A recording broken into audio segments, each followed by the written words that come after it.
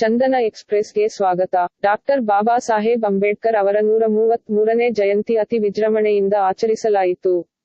ಇಳಕಲ್ ತಾಲೂಕಿನ ಕೃಷ್ಣಾಪುರ ಗ್ರಾಮದಲ್ಲಿ ನಡೆದ ಭಾರತ ರತ್ನ, ಭಾಗ್ಯವಿಧಾತ, ಸಂವಿಧಾನ ಶಿಲ್ಪಿ ಡಾಕ್ಟರ್ ಬಾಬಾ ಸಾಹೇಬ್ ಅಂಬೇಡ್ಕರ್ ಅವರ 133ನೇ ಜಯಂತಿಯನ್ನು ಗ್ರಾಮದ ದಲಿತ ಬಾಂಧವರು ಮತ್ತು ಎಲ್ಲಾ ಸಮುದಾಯದ ಯುವಕರು ತಾಯಂದಿರು ಸೇರಿ ವಿಜೃಂಭಣೆಯಿಂದ ಆಚರಣೆ ಮಾಡಲಾಯಿತು.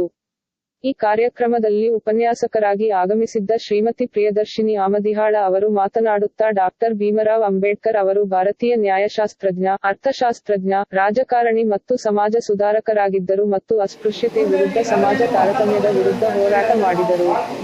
ಮಹಿಳೆಯರ ಹಕ್ಕುಗಳನ್ನು ಸಿಗುವಂತೆ ಮಾಡಿದ್ದಾರೆ. ಕಾರ್ಮಿಕ ಸ್ವತಂತ್ರ ಭಾರತದ ಮೊದಲ ಕಾನೂನು ಮಂತ್ರಿ, ಭಾರತದ ಸಂವಿಧಾನ ಸ್ಥಾಪಿಸಿದವರು ಎಂದು ತಿಳಿಸಿದರು. ನಂತರ ಶರಣಪ್ಪ ಆಮದಿಹಾಳ ಡಾಕ್ಟರ್ ಬಿ.ಆರ್. ಅಂಬೇಡ್ಕರ್ ದಲಿತ ಹಿತರಕ್ಷಣಾ ವೇದಿಕೆಯ ಅಧ್ಯಕ್ಷರಾದ ಅವರು ಮಾತನಾಡಿ, ಡಾಕ್ಟರ್ ಬಿ.ಆರ್. ಅಂಬೇಡ್ಕರ್ ಅವರು ನಮಗೆ ಕೊಟ್ಟಂತಹ ಕೊಡುಗೆ ಒಂದಲ್ಲ ಎರಡಲ್ಲ, ಇದು ಒಂದು ವಿಶ್ವದ ಅತಿ ದೊಡ್ಡ ಮರ. ಇದು ವಿಶ್ವದ ಎಲ್ಲಾ ಜನರಿಗೆ ನೆರವು ನೀಡಿದ ಮರ. ಡಾಕ್ಟರ್ ಬಾಬಾ ಸಾಹೇಬ್ ಅಂಬೇಡ್ಕರ್ ಅವರ ಮಾರ್ಗದಲ್ಲಿ ನಡೆದರೆ ನಮಗೆ ಯಾವ ಕೊರತೆಯಾಗುವುದಿಲ್ಲ ಮತ್ತು ಮುಂದಿನ ದಿನಮಾನಗಳಲ್ಲಿ ಇನ್ನೂ ಹೆಚ್ಚಿನ ಪ್ರಮಾಣದಲ್ಲಿ ಜನರು ಸೇರಿ ಅದ್ದೂರಿಯಿಂದ ಬಾಬಾ ಸಾಹೇಬ್ ಅಂಬೇಡ್ಕರ್ ಅವರ ಜಯಂತಿಯನ್ನು ಆಚರಿಸೋಣ ಎಂದು ಹೇಳಿದರು.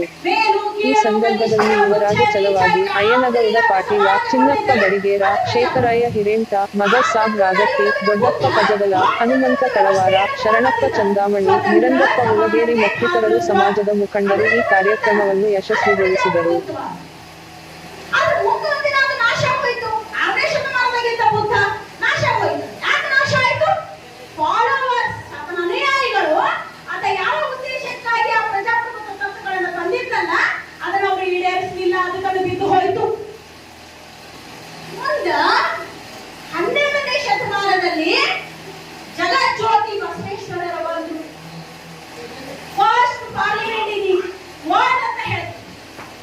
ಜಗತ್ತಿನಲ್ಲಿ ಮೊಟ್ಟ ಮೊದಲ ಬಾರಿಗೆ ಈ ಏನು ಪ್ರಜಾಪ್ರಭುತ್ವ ವ್ಯವಸ್ಥೆಯನ್ನು ಕೊಟ್ಟರು ಅಂತಂದ್ರೆ ನಾವು ಅನುಭವ ಮಂಟಪ ಅಂತ ಕರಿತೀವಿ.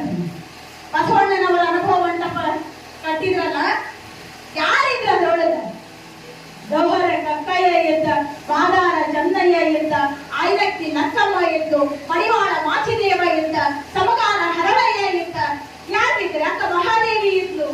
ಎಲ್ಲರೂ ಅವರು ಯಾವ ಕೆಲಸ ಮಾಡ್ಕೊಂಡಿರ್ತಿದ್ರಲ್ಲ, ಆಯಾ ಕೆಲಸದವ್ರಿಗೆ ಎಲ್ಲಾರು ಕರ್ಕೊಂಡು ಬಂದು ಅನುಭವ ಮಂಟಪವನ್ನ ಕಟ್ಟಿದ್ರು ಬಸವಣ್ಣ. ಆ ಅನುಭವ ಮಂಟಪದೊಳಗೆ ಎಲ್ಲಾ ಅವಕಾಶಗಳನ್ನ ಅವ್ರಿಗೆ ಮಾತನಾಡೋ ಅವಕಾಶಗಳಿಗೆ ಎಲ್ಲಾ ಕೊಟ್ಟರು ಬಸವಣ್ಣ.